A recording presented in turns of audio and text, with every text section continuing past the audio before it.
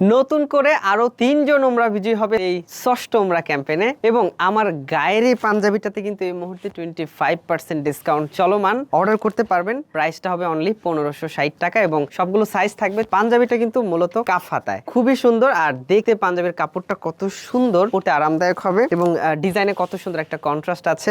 বুকে, কলারে এবং স্লিভের পোর্শনে সব খুব সুন্দর। ডিজাইনটা কিন্তু এমব্রয়ডারি ডিজাইন।